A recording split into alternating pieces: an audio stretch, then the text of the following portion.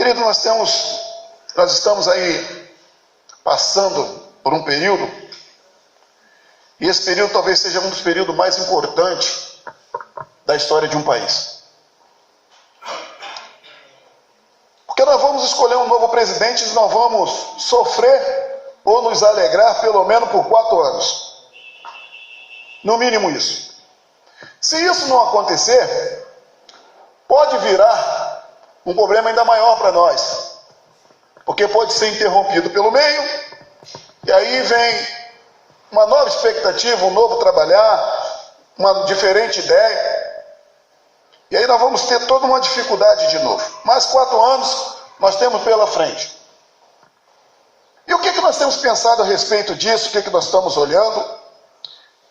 A maioria das pessoas com quem eu converso ainda não tem nenhum candidato. Nada de nada. Mas eu não vim aqui para te incentivar a votar, eu não vim aqui te culpar porque você não tem olhado a vida da política, não. Eu estou falando isso para você nessa noite, sabe por quê? Porque parece que nós não estamos satisfeitos com tudo que está acontecendo, mas nós não temos nos movido para fazer nada diferente. Quem aqui está gostando do jeito que o Brasil está sendo conduzido? Quem está gostando dos juros? A luz aumentou de novo, né? 22% ou 24%, me ajudem. 25%. Mas nós estamos tranquilos, nós continuamos tranquilos. Eu não sei se nós estamos tranquilos ou que nós estamos apáticos. Eu não sei qual é a melhor maneira da gente definir isso. Mas eu sei que nós estamos dessa maneira, nós estamos bem tranquilos. As coisas estão acontecendo, os prejuízos vêm, a dificuldade vem. Se nós não estamos tranquilos, existe um pavor, existe um medo, existe algo que tem nos paralisado, que tem nos congelado nos dias que nós estamos vivendo. E a caminhada cristã,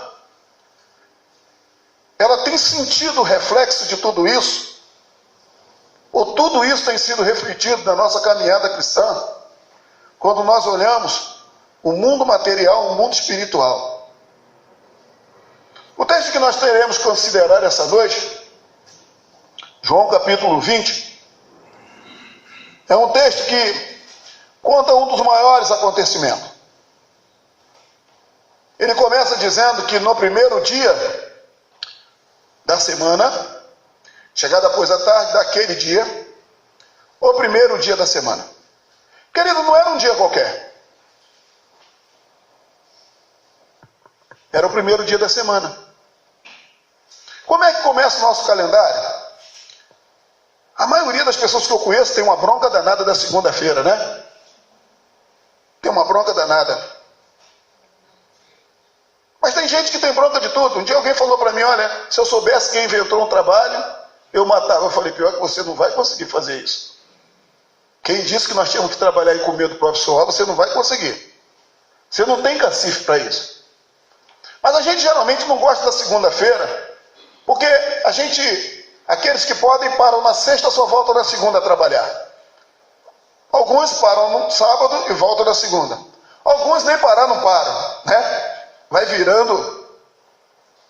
Tiraram de nós até aquele tempo que a gente achou que a gente devia ter para descanso. Então hoje, com o mercado de 16 milhões de brasileiros desempregados, nós não temos muita escolha. Às vezes você começa a andar em algum lugar e você vê o que se paga hoje para um pai de família. A sexta-feira eu cheguei na empresa e um rapaz que trabalha lá, ele tem 4 filhos. Ele estava saindo com a roupa do corpo. E estava um certo tumulto, porque o segurança não queria deixar ele sair.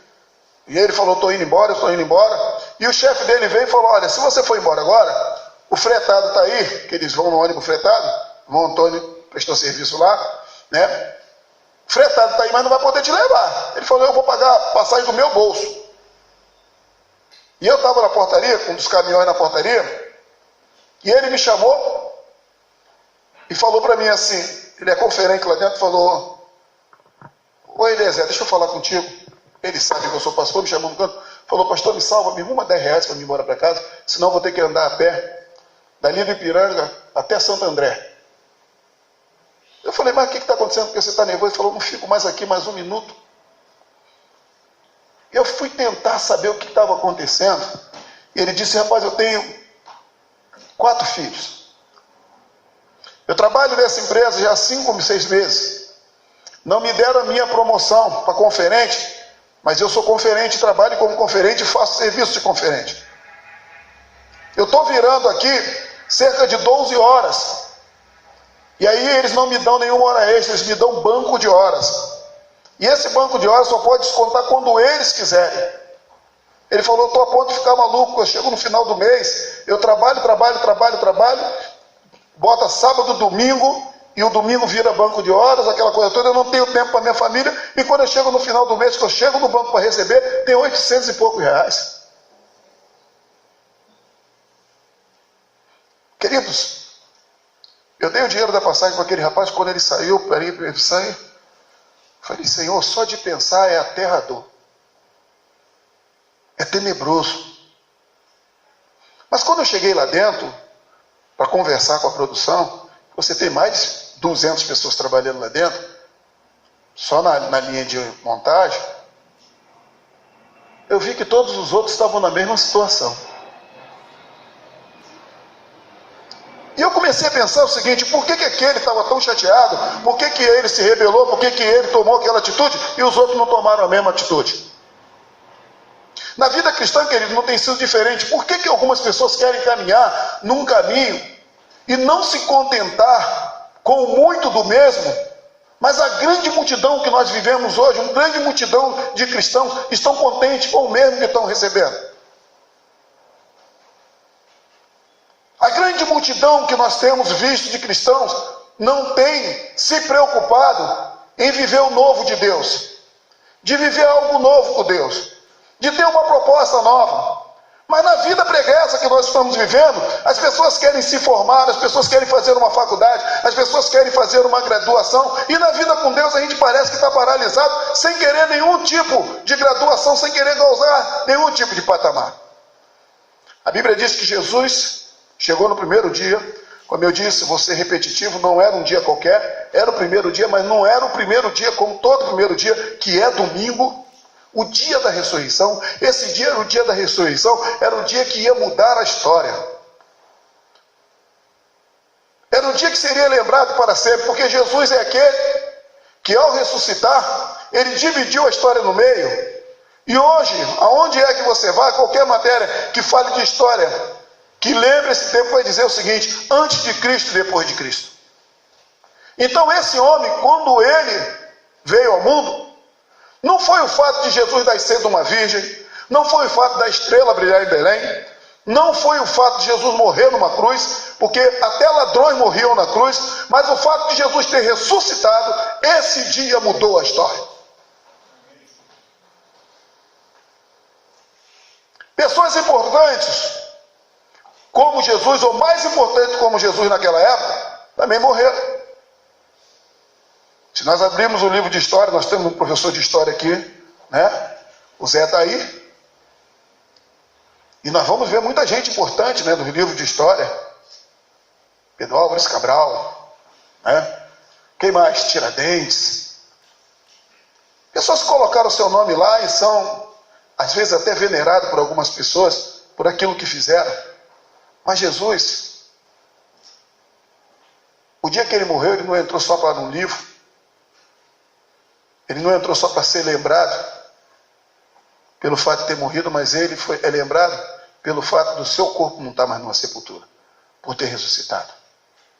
Se isso é tão importante, se isso mudou uma história, se isso dividiu um pensamento, se isso dividiu um universo, porque Jesus é o único que vai nos fazer entrar no mundo espiritual e entender que existe uma vida depois da morte. E Jesus é o único que vai nos impactar a entender que pela fé nós vamos morar num lugar melhor do que nós vivemos hoje, que a nossa paz vai chegar. Essa paz que estava com ele agora está conosco, porque nós estamos firmados na fé pelo fato de sabermos que ele é o nosso Salvador e que ele morreu e ressuscitou. Por que continuamos apáticos?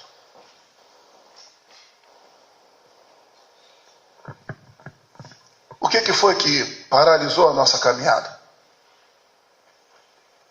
Paulo, quando chega lá aos Coríntios, falando aos Coríntios, ele diz: vocês estavam indo tão bem. O que foi que os tirou do caminho? O que foi que interrompeu essa caminhada que vocês vinham seguindo? Você já parou para pensar, querido, o que tem interrompido essa caminhada tua? Quantas pessoas como você, quantas pessoas você conhece que aceitaram Jesus Cristo e falaram: olha, agora nós estamos no céu, agora nós estamos a melhor coisa. Eu lembro que há 20 dias atrás, mais ou menos, o culto na casa do Marcos, né? Eu estou lá na Cometa trabalhando à noite e está todo mundo fazendo selfie e me mandando bolinho, né? Me mandando cafezinho, mandando tudo, né? A palavra. Mas eu estou diante do Marcos e da sua esposa. Se essa empolgação ela for passageira, não adiantamos de nada. Porque a dificuldade vem, a luta vem, eles sabem disso. A gente tem conversado. Eles precisam se fortificar, eles precisam se prepararem para as lutas, mas não podemos perder o brilho de poder entender que Jesus ressuscitou e nos chamou para uma vida nova com Ele. Aqueles discípulos que estavam ali reunidos, chamados também para uma vida nova, eles estavam ali trancados, estavam petrificados, estavam congelados. E o que os fez ficar dessa maneira? Primeira coisa, chegado depois da tarde daquele dia, primeiro dia da semana, fechadas as portas ou cerradas as portas, onde os discípulos estavam com medo dos judeus.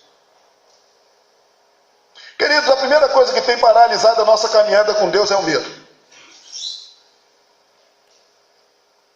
A gente tem medo de morrer, a gente tem medo de adoecer, a gente tem medo de ficar desempregado, a gente tem medo de casar, a gente tem medo de não casar, a gente tem medo de ser feliz, a gente tem medo de não ser feliz, a gente tem medo de não trabalhar, mas a gente tem medo também de trabalhar.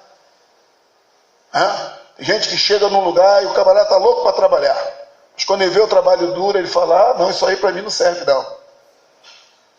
Eu lembro que quando eu conheci a Marta foi me apresentar a irmã dela mais velha, a irmã dela pegou na minha mão assim, aí chegou para ela depois na cozinha e falou: nossa, Marta, mas ele tem uma mão muito grossa. Aí a Marta com raiva falou: é mão de homem. Ainda bem que ela me defendeu, né? A minha sexualidade. Se é no tempo de hoje, eu estou lascado. Mas a gente tem medo de tudo, querido. A gente tem medo de não fazer, mas tem medo de fazer também. A gente tem medo de não andar com Deus, mas a gente tem medo de se atirar da mão de Deus e sentir e provar aquilo que Ele tem para nós. Por muito tempo as nossas igrejas, e aí eu vou falar mal de nós, vamos falar de nós batistas, não vamos levar os outros não, porque a grande maioria tem vivido assim. Por muito tempo a gente tem medo de viver aquilo que Deus realmente disse que nós podíamos viver. Aonde é que estão aqueles que têm posto as mãos para poder expulsar os demônios? A maioria das pessoas não tem se aventurado quando veio um demônio. Tem outras pessoas que não podem ficar sem um demônio. Nós temos pessoas de tudo, tem pessoas que não podem ficar sem um demônio. Que às vezes ele vem aqui na igreja e fala assim: mas lá na tua igreja você não expulsa demônio não. Eu falei: se ele aparecer lá, mas nós vamos lá para cultuar a Deus, não estamos procurando demônio. Nós não somos caça-demônio, igual Pokémon, que nego fica gastando na rua. Mas tem gente que é assim. A esposa do Luciano veio de uma linhagem pentecostal. Pouco tempo, não precisava falar o nome da igreja, né, cara? Entendeu? Nós estávamos, o camarada se metendo no que ele ia chamar. Aí, nós estamos lá, fui conversar com ela lá um pouco, ela falou: sabe o que é, tio? Falei: fala. Eu fiquei com raiva e chamou de tio, né? Falei: fala. Ela disse: sabe o que é? Não sei, você vai ficar até chateado comigo, é que eu gosto de fogo. Eu falei: então vai para o inferno.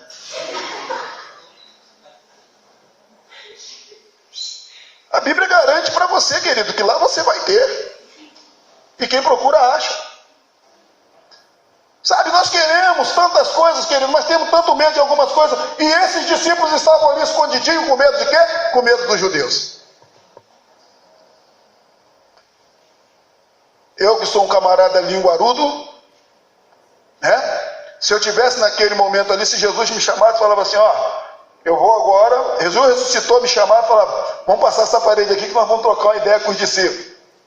Quando eu entrasse lá que eu via ele com medinho, eu ia falar para João assim, ué João, não era tu que queria tacar fogo do céu lá em Galileia, lá, como Jesus não veio? Porque tu não queimou os judeus. Talvez eu falasse para Pedro, Pedro, tu estava tão bravo com aquela espada na mão, agora está aqui escondidinho, trancado, a porta fechada. Mas isso, querido, reflete nós hoje. Isso reflete nós. Nós amamos a Deus, nós vivemos com Deus, Deus é a coisa mais maravilhosa. Mas a gente não atravessa a rua do outro lado para socorrer o nosso vizinho. A gente não desafia o diabo. A gente não desafia outras pessoas a entenderem que dá para se viver ao lado de Deus. Ontem eu fui procurado por um vizinho que já esteve aqui, que estava caminhando aqui. Belo dia eu recebi um telefonema. Ela falou, pastor, está? Falei, a pastora não está. Falei, liga no celular dela, você quer falar com ela? Quero falar com ela. Pastor, tudo bem? Tudo bem. Passei o telefone da Marta. Ela ligou para a Marta, depois falou, Marta, eu fiquei sem graça de falar com o pastor, mas eu queria dizer para vocês que como eu sou muito acostumado, né, com revelações, eu amei a igreja, estava vindo aqui há quase um mês, o casal que vocês conhecem, com filhos, mas eu voltei para a minha igreja. Agora eu voltei para a Assembleia. 2 dias depois, ela me chama no portão, está um panelaço lá, né? Aquela gritaria, aquela coisa toda, o marido lá pegou o carro, saiu. Ela falou, acabei de me separar. Essa semana eu encontrei com eles. Ele estava fumando um belo do cigarro, tomando uma bela de uma cerveja. Aí falou, pastor, aqui desandou tudo de novo, eu preciso voltar para a igreja. Falei para ela, você não precisa voltar para a igreja. Não, pastor, eu falei, não, você precisa conhecer a Deus. Você precisa encontrar com Deus.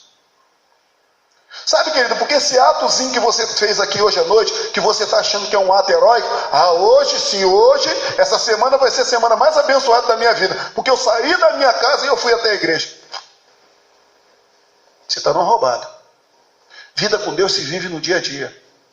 Vida com Deus se vive na tua casa. Vida com Deus se vive no seu trabalho. Você precisa entender que você precisa de Jesus. Você precisa entender que você precisa de salvação. Você precisa entender que você precisa começar a provar o sobrenatural de Deus e viver no mundo material e no mundo espiritual. Assim como Paulo disse, lá em 1 Coríntios 15, 19, se for só para essa vida, você é o mais miserável dos miseráveis. O medo tinha congelado os discípulos de Cristo. O medo tinha congelado os valentes. A espada de Pedro, se tivesse na bainha, nessa altura do campeonato, devia estar colada, ela não conseguia nem tirar. Jesus entra no meio dele e diz, paz seja convosco. Segue Jefferson.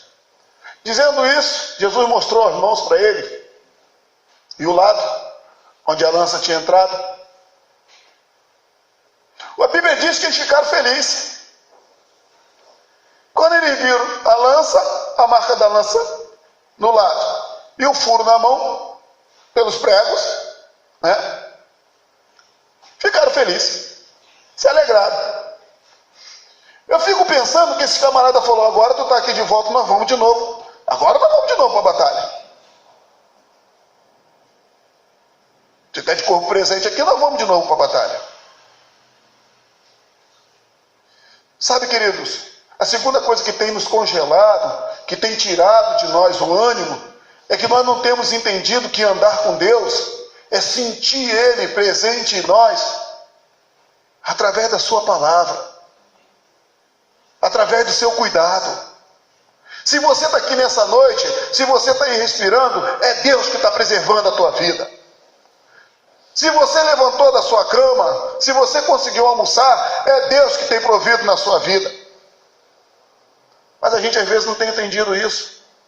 Só se ele andar comigo, chegar no mercado e pagar a minha conta.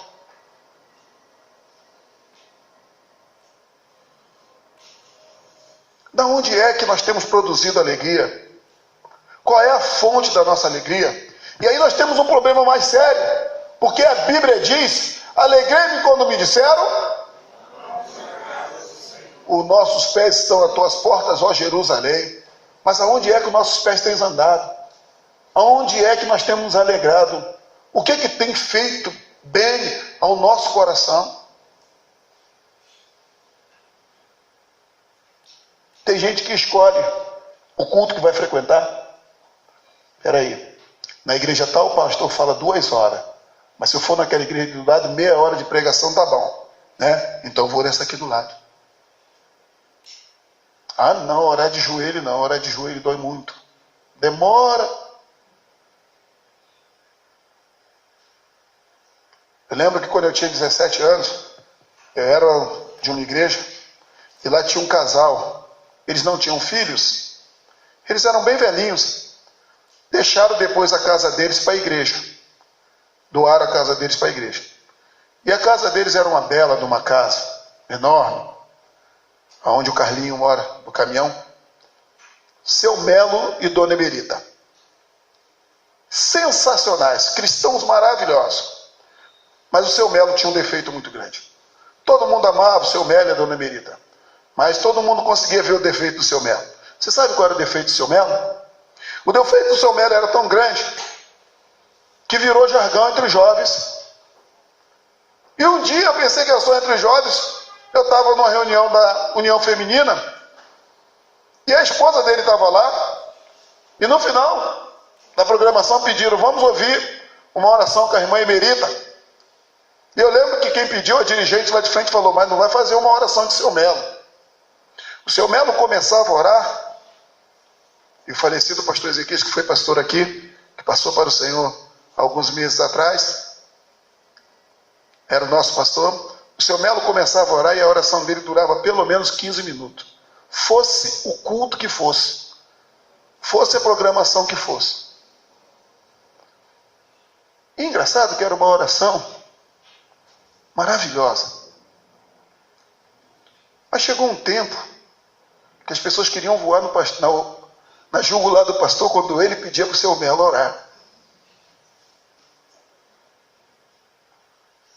Você vê que caminho que nós andamos, nós que estamos com Cristo, nós que queremos viver com Deus. Como é que eu vivo com Deus e não suporto falar com esse Deus? Uma das coisas mais difíceis que eu vejo hoje dentro da igreja é alguém orar e alguém dizer amém, assim seja. E a Bíblia diz que nós deveríamos concordar uns com os outros. Perdemos, querido, a essência do viver com Deus.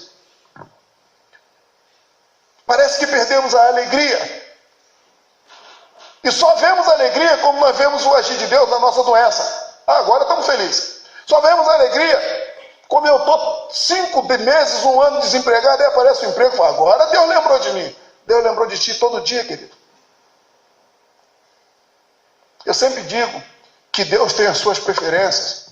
Deus tem os seus preferidos. Mas quem faz a preferência de Deus sou eu.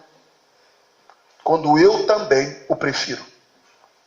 Quando eu sigo a palavra de Deus que diz: buscai primeiro o reino de Deus e a sua justiça, e todas as demais coisas vos serão acrescentadas. Quando Ele toma primeiro lugar na minha vida.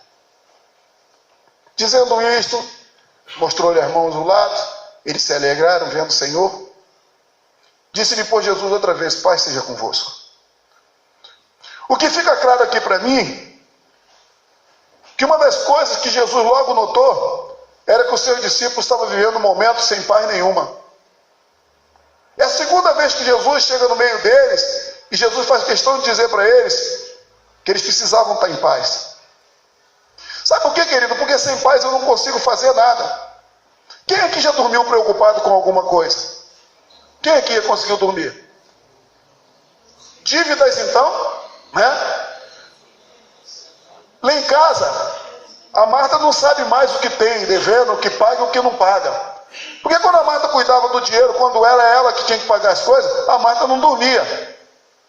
E o problema maior é que ela não dormia e não deixava eu dormir também. Hoje ela ainda não deixa com ronco, mas é diferente. E eu falo à vontade, ela não está aqui. Se vocês falarem depois, é fofoca, vocês sabem disso, né? E fofoca é pecado. Maledicência para separar o casal não pode. Eu falei para ela um dia, falei, olha, eu só quero dizer para você, quando você quiser saber das contas, pergunta para mim, está controlado? Eu falo, está controlado. Está tudo bem, está tudo bem. Se tiver alguma dificuldade, eu te passo. Porque ela não dormia. Eu não, as contas estão pegando fogo, eu deito, viro para o lado, vou que vou, coisa mais linda do mundo. Marquinhos também, né, Marquinhos? Quando nós acordamos, né, Marquinhos? Quando a gente acorda no outro dia, as contas estão lá no mesmo lugar, ninguém pagou. Por que eu vou perder o sono? Mas Jesus sentiu que os seus discípulos estavam paralisados, estavam congelados, estavam petrificados, porque eles precisavam de paz. E muitas vezes, querido, o que tem nos impedido de viver uma vida melhor com Deus é paz.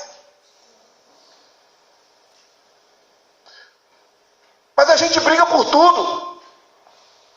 A gente quer tudo. Parece até aquelas crianças que quer colecionar chapinha, quer colecionar botão, quer colecionar pedrinha da beira do rio. E a gente acaba não colecionando nada que seja de bom. Sabe? Aquelas pessoas que são chamadas de acumuladores, né? Que junta tudo quanto é lixo dentro de casa. Pessoas que juntam lixo para a sua vida. E no final das contas, quando você olha, eles acumularam e não acumularam nada que preste. A maioria dos crentes que nós temos hoje nunca ganharam uma alma para Cristo. Não pode se alegrar na presença do Senhor de dizer, eu trouxe o fulano à presença do Senhor. Eu lembro que algum tempo atrás, bem antes do Billy Graham morreu um homem que ele dizia que o maior troféu dele foi ter ganho uma alma para Cristo. Ele dizia, eu só ganhei uma alma para Cristo a vida toda. Mas o homem que eu trouxe aos pés do Senhor se chamava Billy Graham.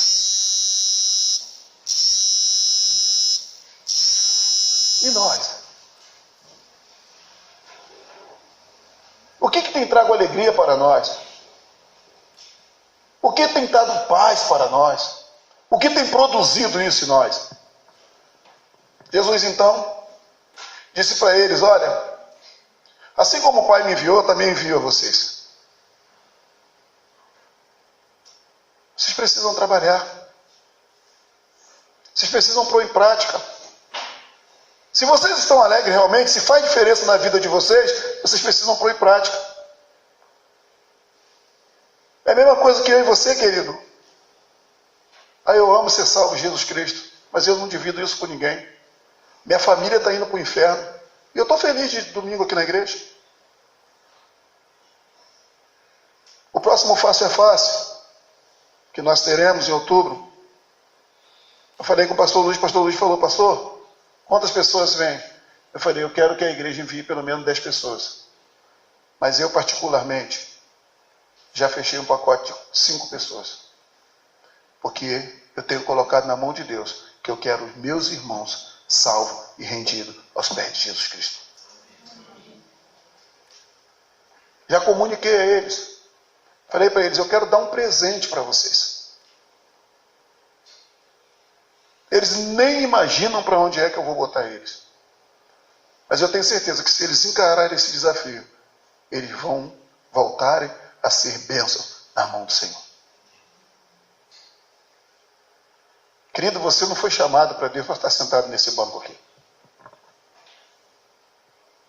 Marquinhos, está de carro aí? Está de carro aí, Zé? No teu carro cabia mais 3. No teu carro cabia mais 3. No meu cabia mais 3. No da Vera cabia pelo menos mais 2. Você foi chamado, querido, para frutificar. Jesus diz para os discípulos, olha, sabe por que vocês estão paralisados? Porque vocês não estão trabalhando. Mas o mundo que nós vivemos tem ensinado a nós um montão de coisa errada. Diz que quem trabalha não tem tempo de ganhar dinheiro. Fica quase que dizendo que o trabalho nosso não é produtivo, não é lucrativo. Mas a Bíblia diz que não existe ninguém que deixou pai, irmã, esposa e filho por amor de mim, que não receba ainda nessa vida a sua recompensa. vale a pena trabalhar para Deus. Por último, Jesus olhou para eles e a Bíblia diz assim: vendo isto, assoprou sobre eles e disse: recebei o Espírito Santo. Quantos aqui já receberam o Espírito Santo de Deus na sua vida? Levanta a mão. Quantos aqui receberam?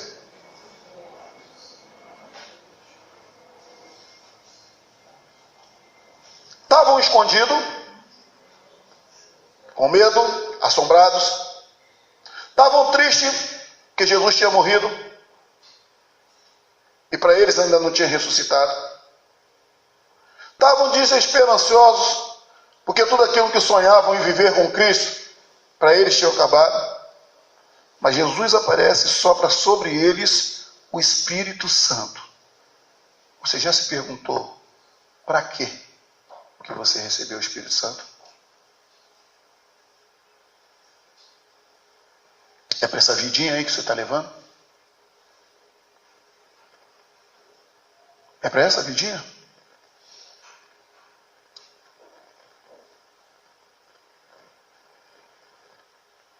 As pessoas têm procurado Deus da maneira errada. O pastor já disse isso aqui e se torna repetitivo. As pessoas vêm a Cristo como quem vai no hospital. Mas Deus, Ele quer te curar da alma. Para as suas doenças materiais existe uma junta médica e Deus capacitou-os. E eles estão aptos a te ajudar. E em nome de Jesus você vai ficar curado. Tem gente procurando a Deus como quem procura um parceiro, uma parceira, um namorado. Isso é obra de Santo Antônio Casamenteiro, querido. Você está procurando a coisa errada. Mas quando eu procuro a Cristo, quando eu encontro a Cristo, quando eu recebo o Espírito Santo de Deus, Ele me capacita para que eu possa fazer a sua obra. Assim como o Pai me enviou, eu também vos envio. Querido, Deus espera mais de mim e de você. Deus espera que essa vidinha sua não seja tão confortável. Eu estou sonhando o dia que você chega aqui, entra aqui na igreja baforecido. Mas não é porque você está vindo direto do trabalho, não. É porque você está vindo do evangelismo. Eu estive contando das pessoas que estão esperando o projeto da Kombi. Nós temos 22 pessoas que já falaram comigo. Alguns que vêm, pessoal da família da Vó Bel mesmo, né? É uma galera que ela não tem como pagar passagem para todos os netos. Como os filhos não são crentes, não querem fazer esse esforço de pagar para vir de manhã e à noite, os adolescentes estão lá jogados. Mas não tem preocupação dos filhos estarem naquele pancadão que fica lá perto da casa deles.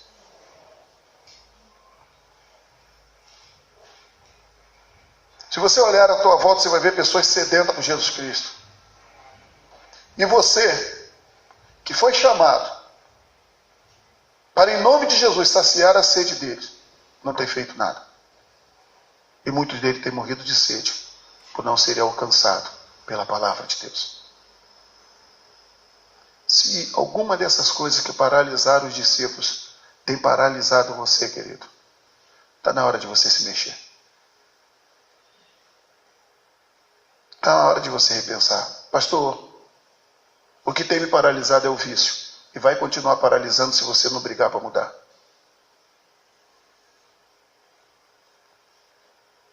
Você precisa fazer alguma coisa. Você precisa tomar uma atitude. Eu sei que não é fácil romper com algumas coisas desse mundo. Mas se você der o primeiro passo, Deus irá te ajudar e você vai se livrar disso. Você precisa reconhecer o que tem te paralisado. Porque Jesus Cristo ressuscitou. Ele dividiu a história segue. E Ele conta contigo, para que nós possamos, como sal da terra e luz do mundo, mudarmos esse mundo. Que Deus nos abençoe.